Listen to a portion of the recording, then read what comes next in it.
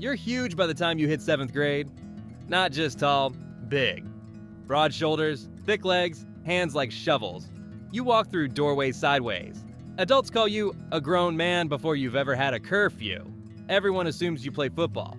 You do. Not because you asked to. Because people looked at you and decided for you. You line up on the offensive line. You don't touch the ball. You don't run routes. You don't score. You just block. It sounds simple until it isn't. One missed step and the quarterback gets drilled. One false move and everyone's looking at you. But no one's looking when you do it right. They only notice when you mess up. You learn early. This job is about not screwing up. It's about erasing disasters before they happen. You could pancake 5 defenders in a game, and the crowd would still only remember the one you didn't reach. While your teammates celebrate touchdowns, you're jogging back to the huddle, checking if the guy you just stonewalled is getting up pissed. You're not allowed to get tired, not allowed to get beat. Your reward for doing your job is that nobody says your name. That invisibility, it gets into your skin. By high school, you're playing both tackle spots, blindside and strong side, because your team needs you everywhere. You're bigger than your teachers. You bench 300 before junior year. The coach loves you. The quarterback's parents shake your hand. But at pep rallies, it's the QB and wideouts getting the spotlight. You're just in the background, standing awkwardly behind the cheerleaders. You start to notice things. The skill guys get camps, private coaches, recruiters blowing up their phones. You get told to keep gaining weight. We need you at 280 this year, coach says. So you eat like it's a chore, 6 meals a day, protein shakes, pasta, burgers. You're 16 and your stomach hurts constantly, but no one cares as long as you hold the edge on Friday night. Every game feels like a test you're expected to ace. You study film like a quarterback, footwork, hand placement, stunt recognition. You memorize defensive tendencies, but you still get called a big body, like you're just a meat shield. You know more about leverage than half the linebackers you block. You could teach clinics on hand fighting. But people assume you just push people around. You start dreaming about the league, not for the glory. There's none for you, but for the validation, the money, the chance to finally be respected for the work nobody sees. You don't want a Nike deal. You just want your name mentioned without the words holding or sack aloud next to it. Recruiters come. Not a ton, but enough. They ask about your 40 time like it matters.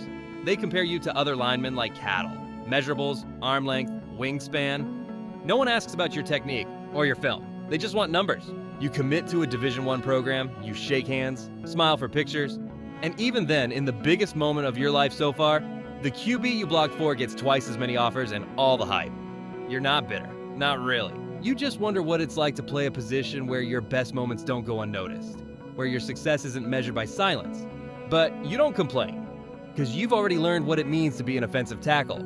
You don't talk, you don't flinch, you don't get credit. You just make sure no one hits the golden boy behind you. And you do it over and over until your body breaks or someone younger takes your place. You show up to college at 297. They tell you it's not enough. They hand you a nutrition plan with more calories than some villages eat in a day, 6 meals, 2 shakes, and snacks. You eat until you're sick. Then you eat more. You bloat, you cramp, your face changes, your joints creak under the new mass. But the coaches smile when the scale hits 310. They call you a monster, a wall. You force a smile back while your lower back screams. Every rep is filmed now, every drill is graded, every inch you move is broken down like forensic evidence. You thought you had good footwork until a grad assistant tells you your second step is half a beat behind. They don't say it with malice, they say it like it's life or death. Because in a way it is. If the quarterback gets hit, someone answers for it. And if it's from your side, that someone is you. You start to feel it in your sleep. The anxiety, the twitch in your calves, the way your hands curl up unconsciously like you're still in your stance. You dream about edge rushers, you see ghosts of swim moves coming off the bus. Saturdays become pressure cookers, one wrong set, one mistimed punch, and it's all over the highlight reel for the other guy. Meanwhile, no one notices when you stonewall a 5-star pass rusher all game. No tweets, no mentions, not even your own coaches say much. They just nod. Like doing your job flawlessly was expected. You start to learn what kind of pain you can play through. Dislocated fingers, tape, and go. Strained groin, push through. Hyperextended elbow, wrap it up. You take ice baths until your legs go numb, then shuffle home on busted ankles. Every Sunday feels like a recovery mission. But you still go hard every rep, because there's always someone coming for your spot. A redshirt freshman, a JUCO transfer, a converted tight end with better feet. You're not scared of them, but you are scared of slipping. One bad week, one tweaked hamstring, and suddenly you're depth. You eat in silence, train in silence, exist in silence. Meanwhile, the quarterback posts highlights from practice with Kanye playing over the top. He throws off his back foot in 7-on-7s and gets 100,000 views. You spend 40 minutes stretching your hip flexors just to survive one-on-ones. You land perfect hands, anchor down, shut down a bull rush, and no one claps. That's the job. You start watching film not for yourself, but for who's coming next. Alabama's got a 6'5" edge rusher with 4.5 speed. Michigan's guy hits like a truck. You watch their moves frame by frame, mapping how they twist their hips, how they set up their spin. You're not studying them to beat them. You're studying them so they don't beat you. Because if they do, that's all anyone will remember. The game's not about winning your reps, it's about not losing them. And you carry that weight every snap. No spotlight, no applause, just a voice in your head saying, "Don't mess this up." You're a bodyguard without a name, a technician with no mixtape, a gladiator without a sword. And if you ever forget what you are, don't worry. Someone will remind you the moment your quarterback hits the turf. You get drafted not early, not late, just late enough to remind you that linemen don't sell tickets. No camera crew follows you around, no live interview, just a phone call, a handshake, and a quiet congratulations. You smile for your family. Inside, you're already studying depth charts. Your new team has a veteran at your spot. Big name, big paycheck. You watch him in camp trying to learn what makes him different. He's smart, he cheats angles, he wins ugly. You ask questions, take mental notes. He nods, but keeps his distance. You get it. You're a rookie, you're competition. First few weeks, you're on scout team. You line up against the first team defense. They don't take it easy. You get tossed, bull rushed, spun around. You go home bruised, exhausted, and quietly ashamed. These aren't college kids anymore. These are grown men with mortgages and wives and broken necks who are still fighting for one more year. You adjust, slowly. You add technique to your size. Learn how to recover without showing panic. How to bait rushers inside and wash them into the trash. You earn respect, not attention. There's no post, no shout out. Just a pat on the back from your position coach and a bump up on the depth chart. Then it happens, injury. The starter goes down, you get the call. You're the guy now. Sunday, prime time, national TV. Your heart pounds all week. You line up across from a Pro Bowl edge rusher. You know everything about him. His stance, his moves, how he sets up the long arm. First snap, you're nervous. Second snap, you anchor. Third, you lock him out. By the fourth quarter, he's frustrated. You're playing out of your mind, and still, the one sack you give up, that's the clip that goes viral. One wrong set, he dips under, beats your hands, pops the quarterback, you get up fast, but it's too late. The camera's on you.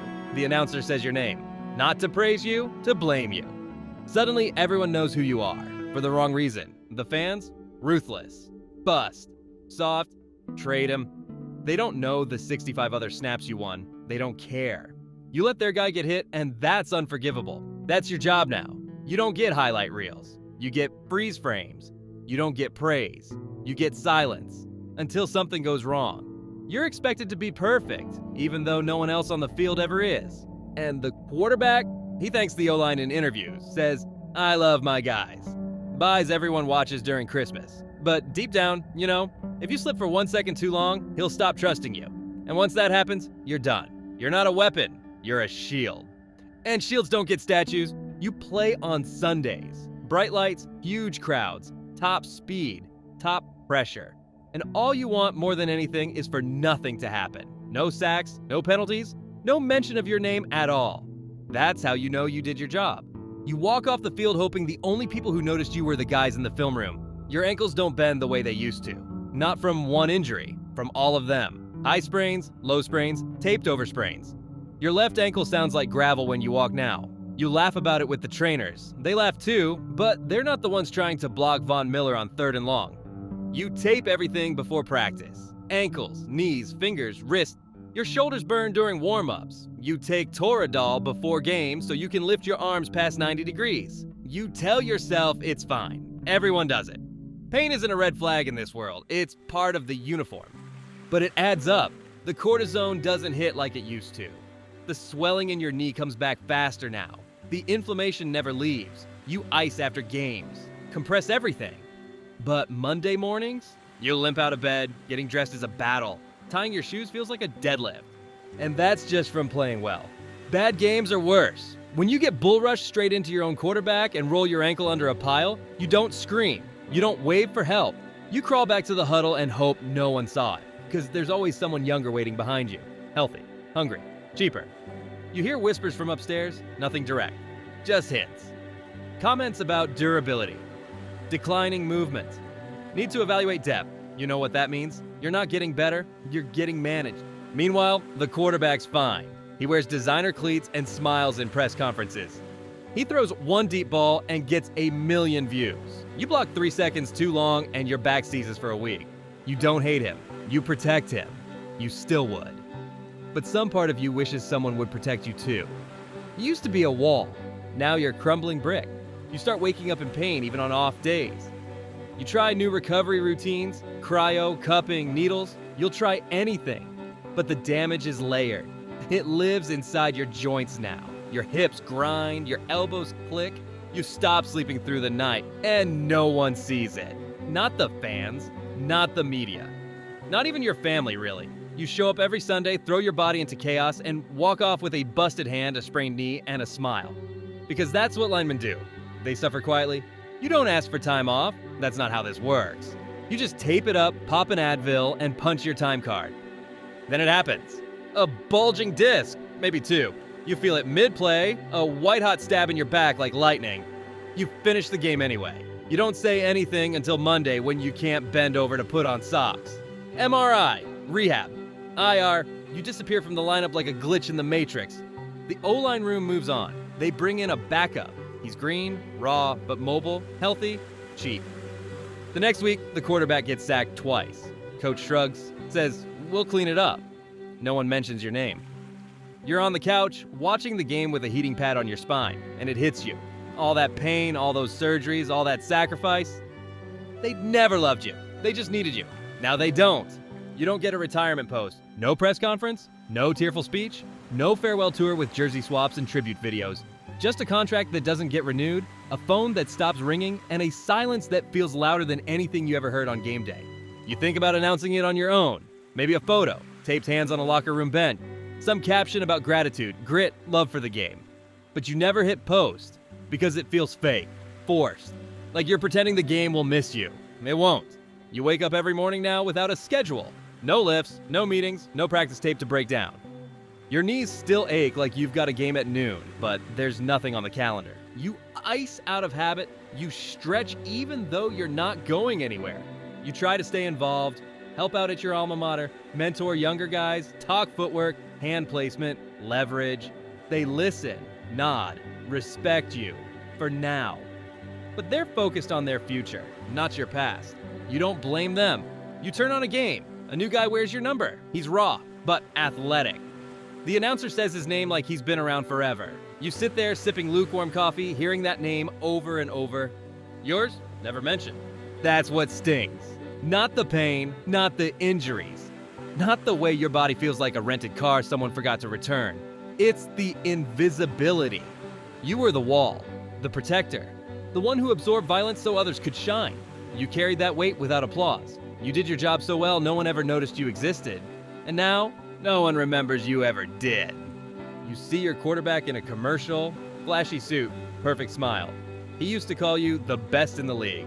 You wonder if he even remembers the hits you prevented. The time you pancaked a defensive end just long enough for him to hit the game winner. Probably not. You're not bitter, you're just tired. You look at your hands, scarred, swollen, crooked. You can't make a full fist anymore. Your back locks up if you sit too long. You walk like someone twice your age. You try not to let your family see you grimace when you tie your shoes. Sometime, someone recognizes you at a restaurant. Didn't you used to play? You smile. Say yeah, they ask if it was fun. You pause. Say it had its moments. What you want to say is, it was a job. A violent, thankless, beautiful job. You loved it, even when it didn't love you back. You protected guys who got statues. You cleared paths for Hall of Famers. You fought in silence. You bled under helmets. You were the first one blamed and the last one remembered. But you showed up. Every snap, every Sunday, every war in the trenches that nobody clapped for. And that's why it sucks to be an offensive tackle.